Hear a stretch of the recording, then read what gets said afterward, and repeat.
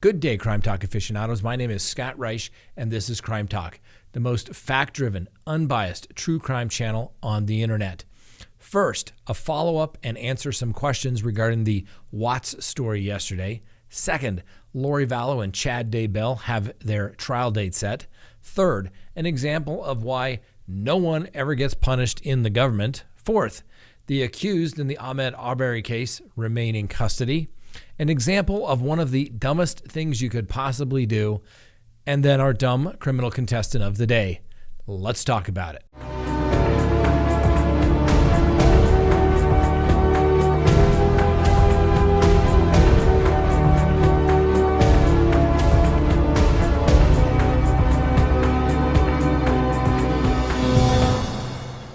Good day, Crime Talk aficionados. This is Crime Talk. My name is Scott Reisch. Thanks for watching. If you haven't done so already, please hit that subscribe button. Hit that little bell so that you receive notifications when we go live or put up new content.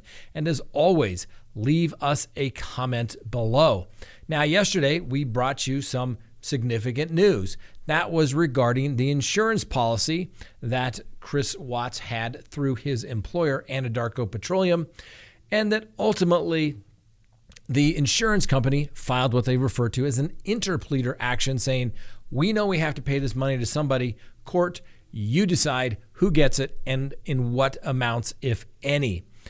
We told you yesterday, we do not know exactly if the Watts received nothing, a penny, or half of it. We simply do not know. And how do we know that we do not know? Well, the order signed by the judge, by United States District Court Judge, Judge Moore, who's a very good judge. I know him. I have done several trials in front of him, but this was a very perfunctory order in this particular case. And he signed the order basically saying that the $450,000 be sent to the attorney's trust account for the attorneys that represent the Rusiks. Now, the settlement referenced in the motion to dismiss doesn't state who gets what and how much. It just simply says that the parties have reached an agreement and therefore the case should be dismissed. Send all the money to the Rusiks, and if there was going to be any disbursements, if any, to the Watts, then they would write the checks there. So just want to make clear, nothing says the Watts received any money, and it was very clear from the comments below yesterday, nobody thinks the Watts should receive a single penny at all. So I hope that clarifies that question that came up quite a bit, but they didn't receive any money as far as we know. They could have split the money. They could have got nothing. You just never know. Next on the docket, Lori Vallow and Chad Daybell now know when their trial will begin. The new dates are on the calendar for the combined jury trial for Chad Daybell and Lori Vallow Daybell in 2021. As you may recall, the couple was scheduled for separate jury trials until last month when District Judge Stephen Boyce approved a motion by Special Prosecutor Rob Wood to combine the cases. Now, the trial is now scheduled to begin on July 12th. Now, of course, that is subject to change if there's any motions for continuances and if they're granted. Additionally, it's also subject to, are they going to be conducting jury trials in July of 2021? I can tell you where I reside right now, the state has basically stopped doing jury trials at least until January. And unless the cases of COVID go down, I can't see us resuming jury trials anytime soon. However, people in custody have a right to a speedy trial, and you can't just continue it because of a public health crisis. Now, I've done one of the few trials post-COVID, and that was in United States District Court. It worked fine. Yes, the jury was spread out throughout the entire courtroom, not just in the jury box, but it worked well. Now, maybe that's because I got a not guilty on that particular case. Maybe that's why I think it can all be done. If I had lost, maybe I'd want to blame it on the new procedures for COVID. Needless to say, there's going to be a trial short of some sort of guilty plea. Now, that certainly gives the accused in this particular case at least another 8 months to stew about what's going to happen to them. And that can be one of the biggest factors that makes somebody want to enter into a plea disposition. People like certainty. Uncertainty scares people. And when people get scared, sometimes they don't always make the best decisions, but sometimes they do make decisions. And that could be, give me a deal, let's get on with our lives. No word yet. I could imagine that the special prosecutor, Rob Wood, would probably cut a deal with someone. And if I were a betting man on this one, I would say he would rather have Chad Daybell as the flip witness, the witness turn state's witness, because I think they perceive, and they rightfully should, that Lori Vallow is much more culpable because she obviously did not protect her children. Now, there were a couple of other hearings that were supposed to take place rather shortly, but those have been continued as well. For example, Mr. Pryor, who is Chad Daybell's attorney, was scheduled to argue dismissal of the case later in November, and there was supposed to be a hearing regarding a change of venue. That has now been moved to January 6th of 2021. Pryor has argued that Chad Daybell cannot obtain a fair trial in the small eastern Idaho town due to the extensive media coverage in this particular case. I'm not sure what the judge will do. I've done high-profile cases in small towns. I had a case a couple years ago up in Telluride where we brought in, I think, close to 800 jurors to try and see if we could get a jury. A lot of people had not heard about the case. Normally what takes place is the judge will say, I will take your motion under advisement. We will wait to see if we cannot select a jury. That's usually when a change of venue is granted. I can tell you in my particular case, the judge granted that change of venue. She moved it to the same judicial district because it involved several counties, and therefore it didn't go through a reassignment that usually takes place when a judge says, I need a change of venue. It usually goes to the Supreme Court, and the Supreme Court then will designate a location for the trial. All the players remain the same. You just go do it at a different courthouse. Next on the docket, this is an example of why no one ever gets in trouble in the government. Remember Alex Acosta? That's right. He was in the Trump administration, but resigned when the whole guy named Jeff incident came about. Well, why? Well, he was the United States Attorney for the Southern District of Florida, and according to the Justice Department's Office of Professional Responsibility, it's kind of the people that, it's like attorney regulation, their HR department, so to speak, has conducted a report. And of course, the report took 2 years to conclude. And what does it say?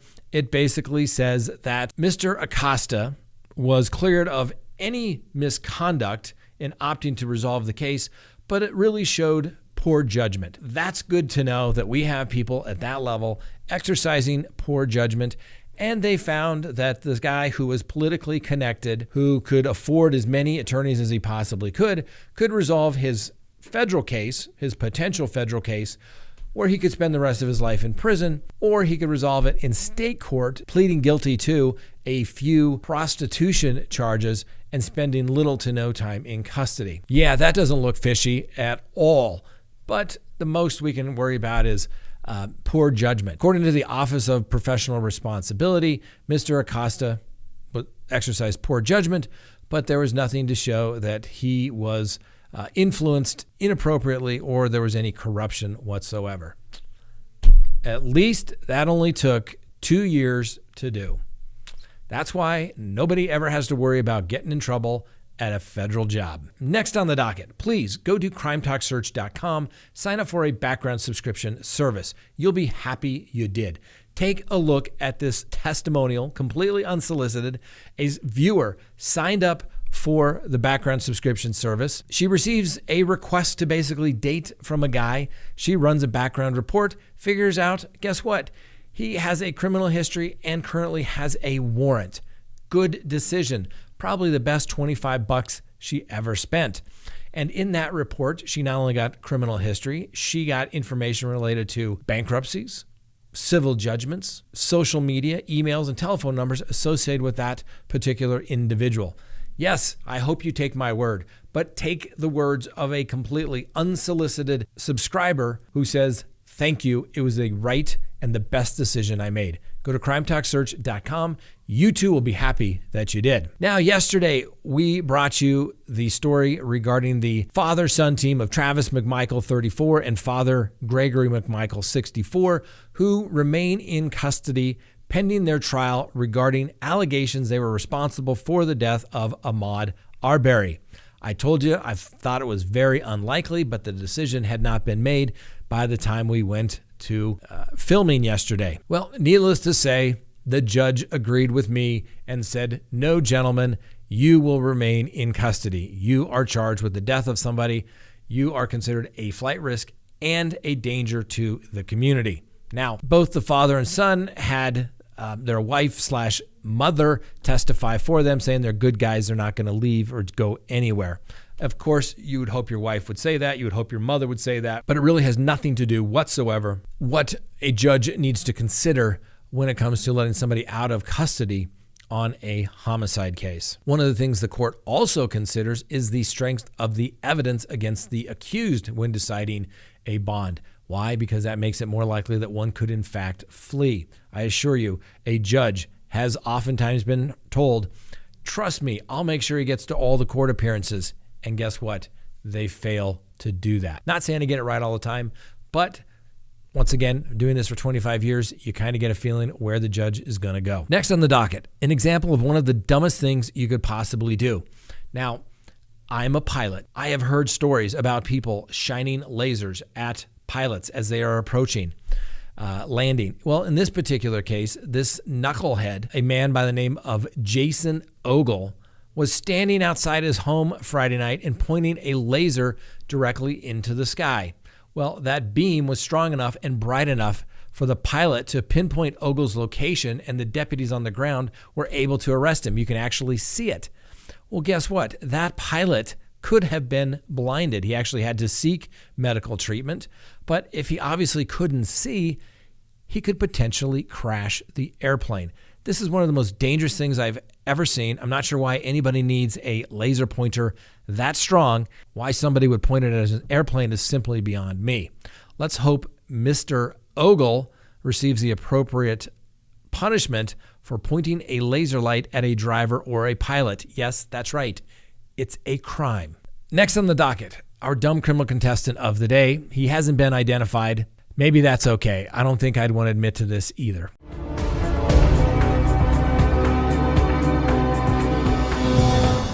Well, anyway, the unidentified suspect was being pulled over in the Cherokee County by the Cherokee County Sheriff's Office. And it was a simple license plate violation in which he was being pulled over. Well, the suspect immediately fled from the vehicle, went off into the woods. The police officers didn't give chase immediately. They did what most police officers would do. Hey, this guy's eventually going to want his car back, and I'm sure we can find out who owns it by looking on the inside. Well, they inventory the bag that they find inside. It's a backpack, and the police officers locate items inside of the backpack. Yes, one was a winning lottery ticket. Nothing huge, but it was worth $100. But guess what the police also had in the backpack? That's right, the unidentified suspect's methamphetamine. The spokesperson for the sheriff's office has stated that the man, when he is released from custody, they ultimately were able to catch up with him, that when he asks for his personal property when he bonds out or finishes his sentence, whichever may come first, that yes, he in fact can have his $100 winning lottery ticket back, but they're keeping the meth. So our unidentified man from Georgia, you are a dumb criminal contestant of the day, which does what, you may ask? That's right. Puts you in running to be crowned the winner for the dumb criminal contestant of the week. And guess what happens? That's right. If you're dumb criminal contestant of the week, I will hunt you down and I will send to you a Crime Talk mug. Now, we have various colors. You don't have to just get the black one. You don't have to get the red one. You can get multiple colors. And in fact, I had a viewer who sent me an email the other day. We're going to send you a mug. Frank will be reaching out to you. Just get the address. Hopefully any color will do. I'm not sure what we have in our inventory here at the office. But let's go over our contestants for the week. Now, obviously today, our unidentified man from Georgia, leaving his winning lottery ticket. Monday, We had Mr. Caballero. That's right. No lettuce on his burger and gets arrested for threatening the staff. We have Miss Jones. Remember her? She's a repeat dumb criminal contestant when she was found outside naked of a convenience store by the dumpster, naked, pleasuring herself. She was arrested for similar conduct the last time she was our dumb criminal contestant of the day. Who could forget Miss Ragsdale, who was impersonating an FBI agent and going to the Chick-fil-A and saying, "I'm an FBI agent, give me free food." And of course, who could possibly forget Miss McClinton? She was so drunk on the airplane, even though no alcohol beverages were served on the plane, so she apparently was drunk before she got on there, but got into an altercation with the passenger next to her, which resulted in her stripping down to her underpants and a t-shirt only. It's not exactly clear why she thought she had to get naked in this argument, but, well, that's one of the reasons that gets you to the dumb criminal contestant of the day. Please leave me a note below in the comments. Who do you think we should crown the dumb criminal contestant of the week? We have voter integrity here, so we will count them up. We will tally them up and give you the result on Monday, and then we'll see who gets the cool Crime Talk merchandise. Now, as always, if you don't want to become a dumb criminal contestant, go to the link below. Take you right there to Teespring. You can order not only coffee cups, cool shirts. There's all kinds of cool Crime Talk stuff. Get it for the holidays. Order it now. Put it under the tree so that, your spouse looks good and he gets you exactly what you want, which is Crime Talk gear. Who doesn't want that for Christmas? I'll be giving it away for sure. All right. Thanks for watching. Please tune in tomorrow. We'll have a recap for those of you who may not have seen everything this week. We'll give you the condensed version on Saturday. Have a great day. Thanks for watching Crime Talk.